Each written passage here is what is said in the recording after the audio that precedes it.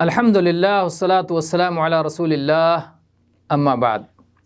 آج کے درس میں انشاءاللہ تعالی اللہ کے اسماء و صفات کے تعلق سے چند تطبیقی مثالوں کے ذریعے سے ہم بات کو سمجھیں گے۔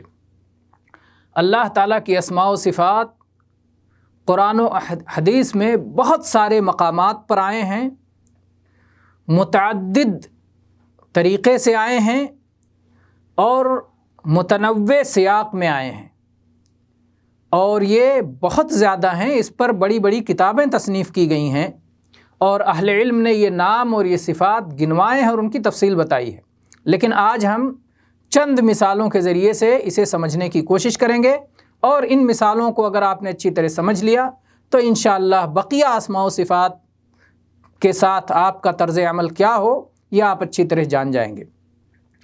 اللہ کے ناموں میں سے ایک نام ہے، بلکہ دو نام، الحی القیوم۔ آیت الکرسی میں الحی زندہ، القیوم سنبھالنے والا۔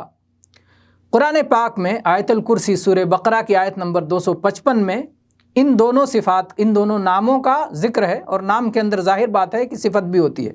اللہ تعالیٰ نے فرمایا اللہ لا الہ الا هو الحی القیوم، اللہ وہ ہے جس کے سوا کوئی عبادت کے لائق نہیں ہے، وہ زندہ ہے، وہ سب کا سنبھالنے والا ہے۔ اور حدیث میں انس بن مالک رضی اللہ عنہ کی حدیث ہے، فرماتے ہیں کہ ہم نبی کریم صلی اللہ علیہ وسلم کے ساتھ ایک حلقے میں تھے، اور ایک شخص کھڑے ہو کر کے صلاۃ ادا کر رہا تھا۔ جب اس نے رکوع کیا، سجدہ کیا، تشہد کیا، اور اس کے بعد اس نے دعا کی، تو اس نے اپنی دعا میں کہا اللہم انی اسألک بأن لک الحمد لا الہ الا انت بدیع السماوات والارض یا ذا الجلال والاکرام یا حی یا قیوم۔ جب اس نے دعا کی کہ اے اللہ میں تجھ سے مانگتا ہوں یہ کہہ کر کے کہ اللہ ہر قسم کی حمد و ثنا، ہر قسم کی تعریفیں تیرے ہی لیے ہیں، تیرے سوا کوئی عبادت کے لائق نہیں ہے، تو بلا مثال کے آسمانوں اور زمینوں کا پیدا کرنے والا ہے، اے ذوالجلال والاکرام، اے زندہ اور اے سنبھالنے والے۔ تو نبی کریم صلی اللہ علیہ وسلم نے فرمایا لقد دعا بسم اللہ الاعظم الذی اذا دعی بہ اجاب واذا سئل بہ اعطا۔ اس شخص نے اللہ کا اسم اعظم کہہ کر کے اللہ کو پکارا ہے، اللہ کا سب سے بڑا نام لے کر کے اللہ کو پکارا ہے۔ وہ نام کہ جب وہ نام لے کر کوئی بندہ اللہ کو پکارتا ہے تو اللہ تعالیٰ اس کی پکار سنتا ہے، اور اس نام کے واسطے سے اگر کوئی اللہ سے مانگتا ہے تو اللہ دیتا ہے۔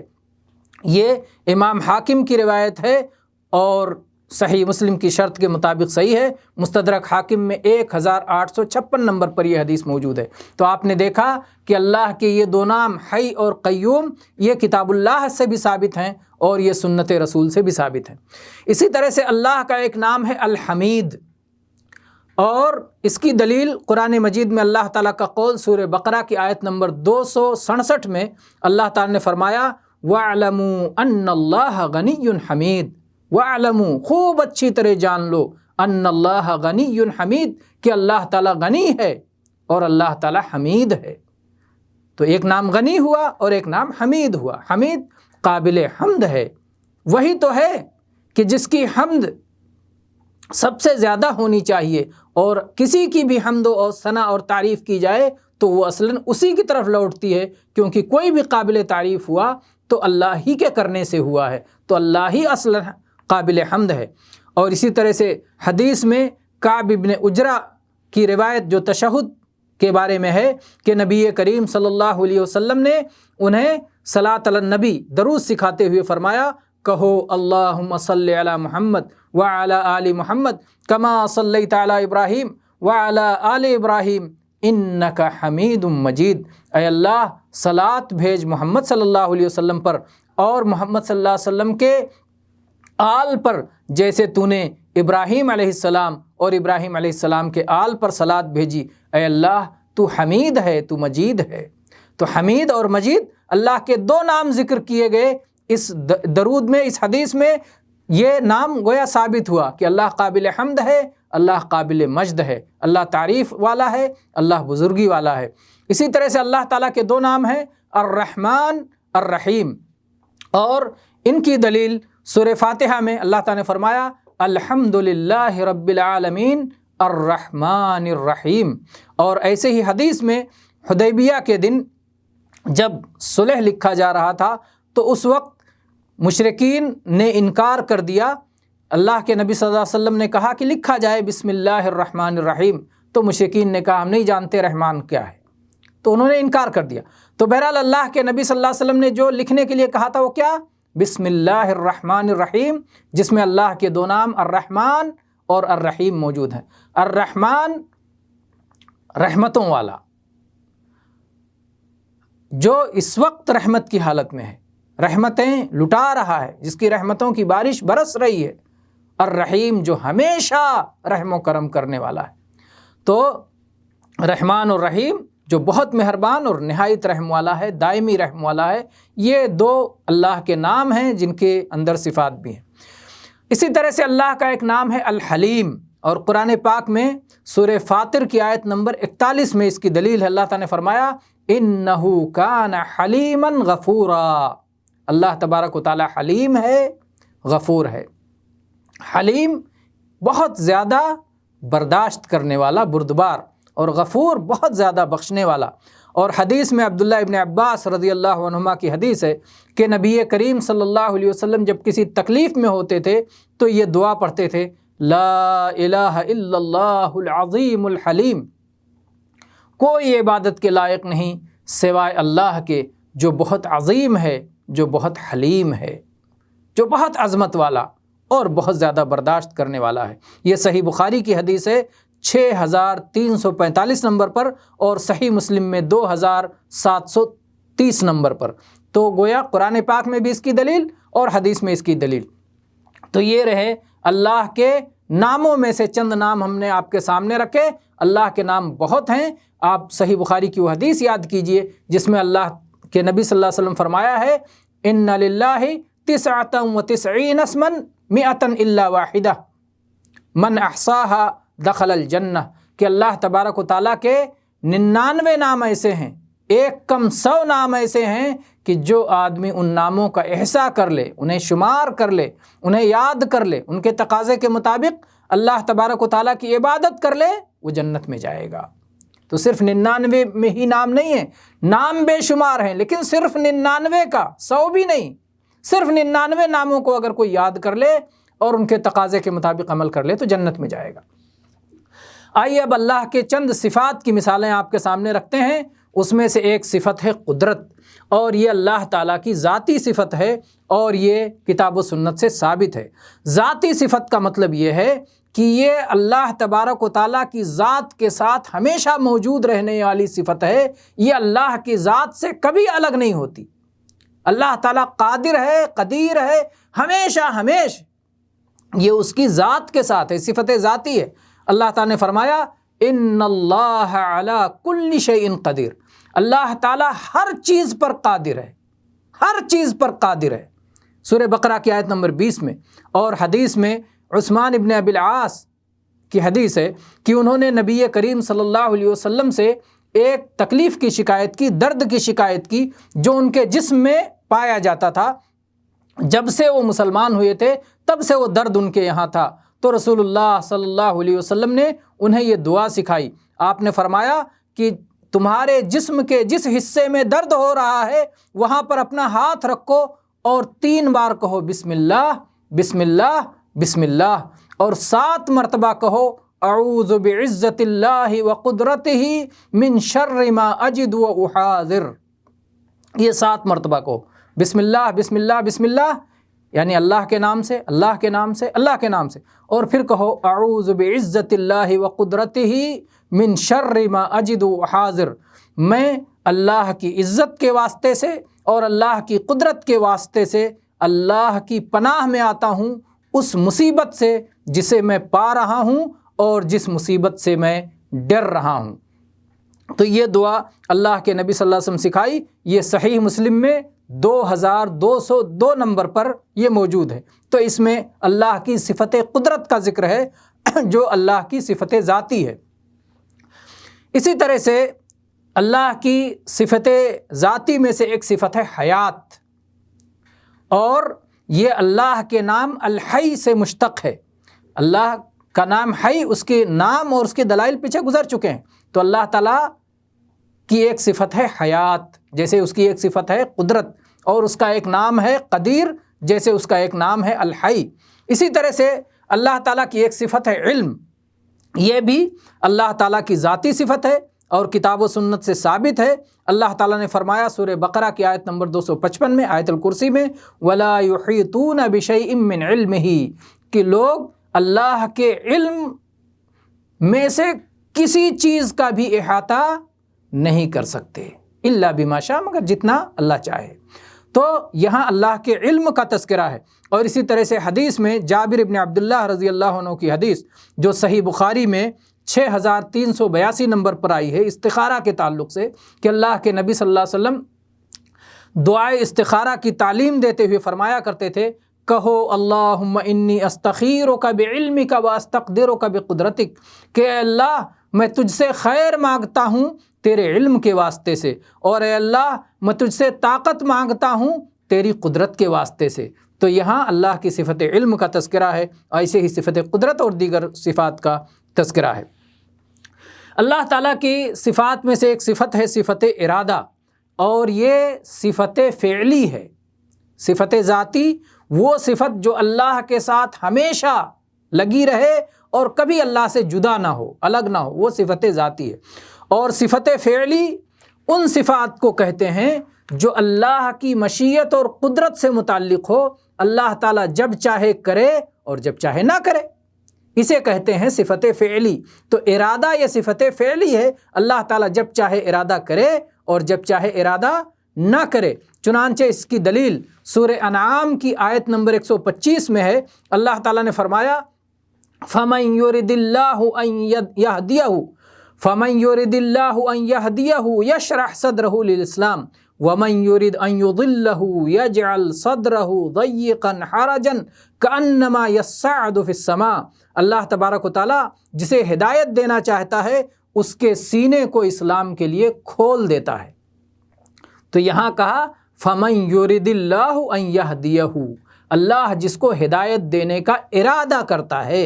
تو یہ صفت فعل ہے، جب چاہتا ہے اللہ ارادہ کرتا ہے اور جب چاہتا ہے ارادہ نہیں کرتا ہے۔ تو اللہ تعالیٰ نے فرمایا جس کو اللہ تعالیٰ ہدایت دینے کا ارادہ کرتا ہے اس کے سینے کو اسلام کے لیے کھول دیتا ہے، اور اللہ تعالیٰ جس کو گمراہ کرنا چاہتا ہے، جس کو ضلالت میں ڈال دینا چاہتا ہے، بھٹکا دینا چاہتا ہے، تو اس کے سینے کو تنگ کر دیتا ہے،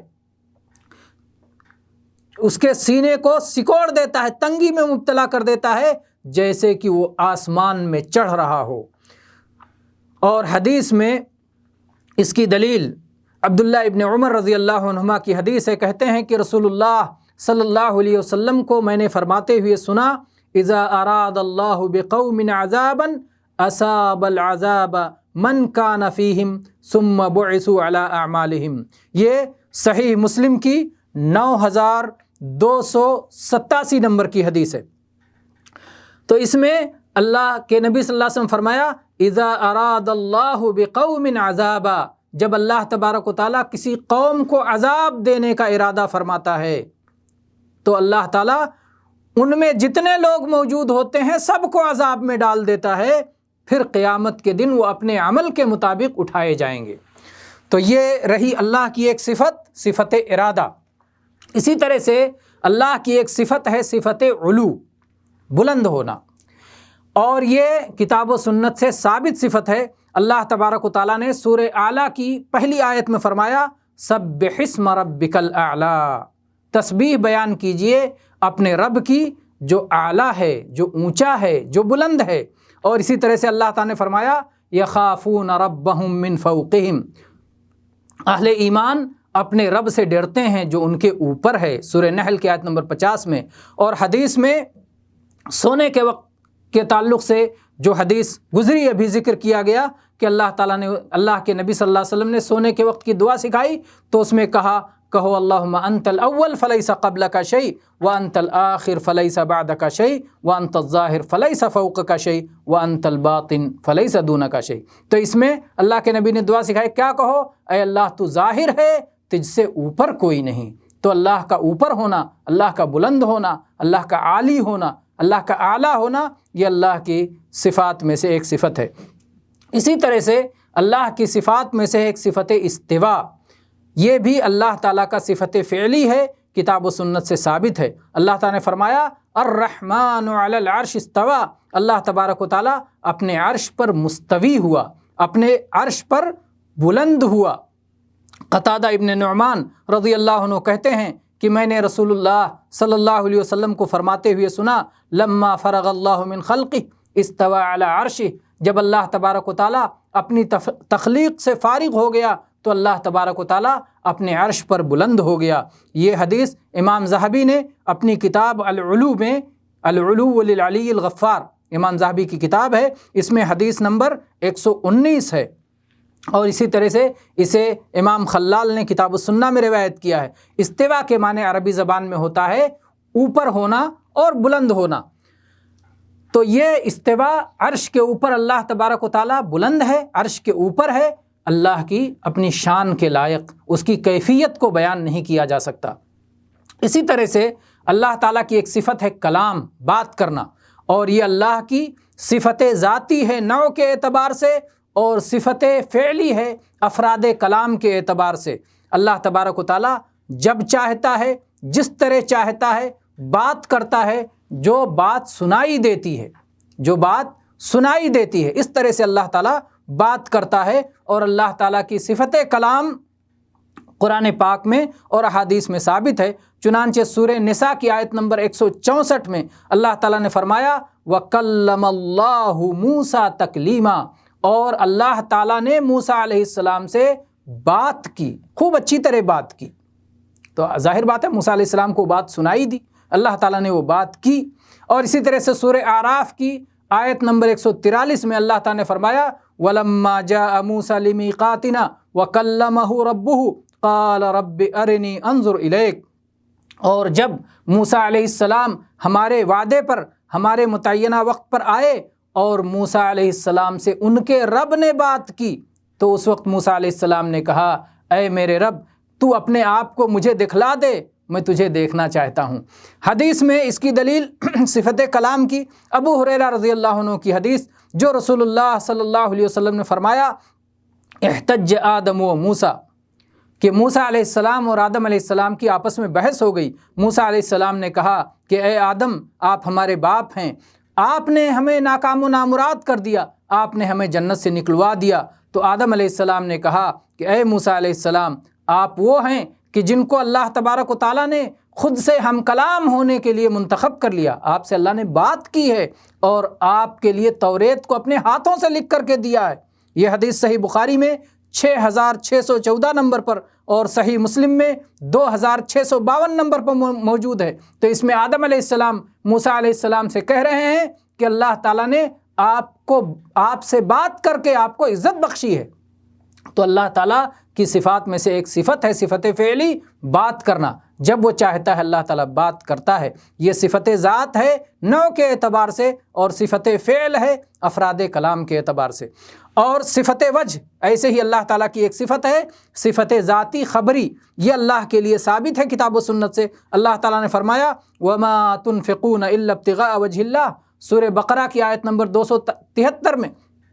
272 میں اللہ تعالیٰ نے فرمایا جو کچھ تم اللہ تبارک و تعالیٰ کے چہرے کی تلاش میں کرتے ہو، تو وجہ اللہ، اللہ کے چہرے کی تلاش میں کہ اللہ راضی ہو جائے، اللہ خوش ہو جائے، اللہ کے چہرے کا دیدار نصیب ہو جائے، اللہ کی رضا مل جائے، تو یہاں اللہ کے لیے وجہ چہرے کا ذکر آیا۔ اور ایسے ہی اللہ تعالیٰ نے فرمایا وَيَبْقَى وَجْهُ رَبِّكَ ذُو الْجَلَالِ وَالْإِكْرَامِ، سورہ رحمان کی آیت نمبر 27 کہ اور آپ کے رب کا چہرہ جو جلال اور عظمت والا ہے وہ باقی رہے گا۔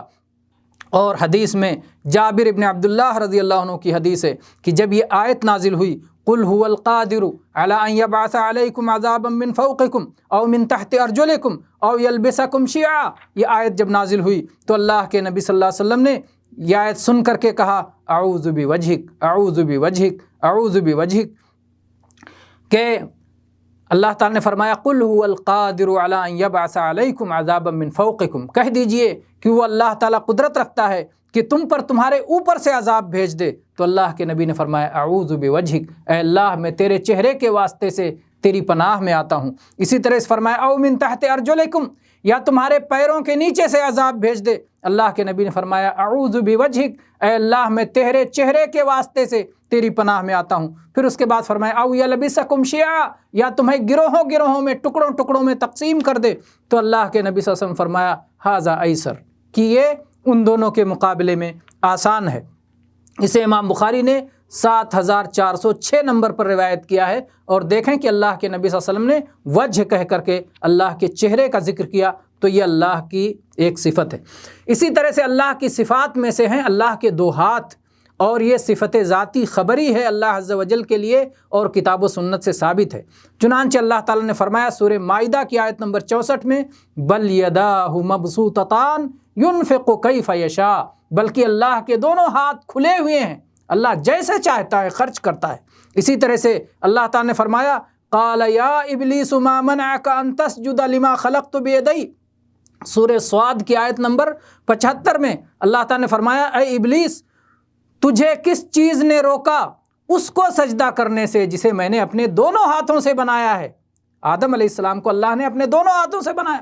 کہا ابلیس کیوں تو نے اسے سجدہ نہیں کیا؟ تو اس آیت میں اللہ نے اپنے دونوں ہاتھوں کا تذکرہ فرمایا. اور ایسی حدیث میں ابو موسیٰ اشعری رضی اللہ عنہ کی حدیث جو صحیح مسلم میں 2759 نمبر پر ہے، نبی صلی اللہ علیہ وسلم فرماتے ہیں ان اللہ یبسط یدہ باللیل لیتوب مسیء النہار ویبسط یدہ بالنہار لیتوب مسیء اللیل حتی تطلع الشمس من مغربها، کہ اللہ تبارک و تعالی رات میں اپنے ہاتھوں کو پھیلاتا ہے تاکہ دن کے گنہگار توبہ کر لیں، اور دن میں اپنے دونوں ہاتھوں کو پھیلاتا ہے تاکہ رات کے گنہگار توبہ کر لیں، یہاں تک کہ سورج پچھم سے مغرب سے طلوع ہو جائے تب تک یہ عمل جاری رہے گا. تو یہاں اللہ کے ہاتھوں کے پھیلانے کا تذکرہ ہے. تو اللہ کے دو ہاتھ یہ اللہ کی صفات ذاتیہ میں سے ہیں، صفات ذاتیہ خبریہ. اسی طرح سے اللہ کی دو آنکھوں کا تذکرہ قرآن و سنت میں ثابت ہے، یہ بھی صفت ذاتی خبری ہے اللہ کے لیے. اللہ تعالیٰ نے سورہ طٰہٰ کی آیت نمبر 39 میں فرمایا وَلِتُصْنَعَ عَلَىٰ عَيْنِي، میری آنکھوں کے سامنے بنایا جائے. اور اللہ تعالیٰ نے فرمایا وَاصْنَعِ الْفُلْكَ بِأَعْيُنِنَا، سورہ ہود کی آیت نمبر 37 میں کہ کشتی کو ہماری آنکھوں کے سامنے بناؤ. اور حدیث میں عبداللہ ابن عمر رضی اللہ عنہما کی حدیث صحیحین میں نبی کریم صلی اللہ علیہ وسلم فرماتے ہیں ان اللہ لا يخفى علیکم ان اللہ لا يخفى علیکم ان اللہ لیس بأعور واشار بیدہ الی عینیہ وان المسیح الدجال اعور العین الیمنی کأن عینہ عنبۃ طافیہ، کہ اللہ تبارک و تعالیٰ کی ذات تم سے مخفی نہیں ہے، اللہ تبارک و تعالیٰ کانا نہیں ہے. اللہ کے نبی صلی اللہ علیہ وسلم نے اپنے دونوں آنکھوں کی طرف اشارہ کیا کہ اللہ تعالیٰ دو آنکھ والا ہے. جس طرح سے دجال وہ اللہ ہونے کا دعویٰ کرے گا تو اللہ تعالیٰ کے بارے میں تو اہل ایمان جانتے ہیں کہ وہ عیب سے پاک ہے، وہ کانا نہیں ہو سکتا ہے، اسے دونوں آنکھوں والا ہے. اور جو مسیح دجال ہوگا وہ کانا ہوگا، اس کی داہنی آنکھ پھوٹی ہوئی ہوگی جیسے کہ انگور پھوٹا ہوا ہو، نکلا ہوا ہو، ابھرا ہوا ہو، اس طرح سے اس کی داہنی آنکھ ہوگی. تو عیب ہوگی اس کی آنکھ میں، اور اللہ تبارک و تعالیٰ ہر عیب سے پاک ہے. یہ صحیح بخاری کی 7407 نمبر اور صحیح مسلم میں 2933 نمبر پر یہ حدیث ہے. اور اسی طرح سے اللہ کی صفات میں سے ایک صفت ہے قدم. اسی صفت کے تذکرے پر ہم یہ درس مکمل کر دیں گے.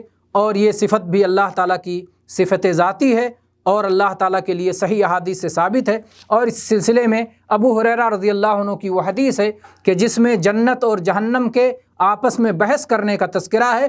اور اس حدیث میں ہے فَأَمَّا النَّارُ فَلَا تَمْطَلِعُ حَتَّى يَضَعُ اللَّهُ تَبَارَكَ وَتَعَالَى رِجْلَهُ، کہ جہنم اس وقت تک نہیں بھرے گی جب تک کہ اللہ تبارک و تعالیٰ اپنا پیر نہ جہنم کے منہ پر رکھ دے. جہنم کہے گی قط قط قط کہ بس کافی ہو گیا کافی ہو گیا کافی ہو گیا، فَهُنَالِكَ تَمْتَلِئُ وَيَزْوِي بَعْضُهَا إِلَى بَعْضٍ، اس وقت جہنم بھر جائے گی اور اس وقت اس کے حصے ایک دوسرے کی طرف سمٹ جائیں گے۔ یہ حدیث صحیح بخاری میں 4850 نمبر پر اور صحیح مسلم میں 2846 نمبر پر ہے۔ اور اسی طرح سے صحیحین کی بعض روایات میں رجل کے بجائے قدم کا لفظ ہے، فَيَضَعُ قَدَمُهُ عَلَيْهَا، اللہ تبارک و تعالیٰ اپنا قدم اس کے منہ پر رکھ دے گا، جہنم پر اپنا قدم رکھ دے گا۔ یہ صحیح بخاری میں 4848 نمبر پر اور صحیح مسلم میں 2848 نمبر پر یہ حدیث ہے۔ اللہ تعالیٰ کے اسماء و صفات کتاب و سنت میں بے شمار ہیں، گنا نہیں جا سکتا ہے، یہ چند مثالیں ہیں۔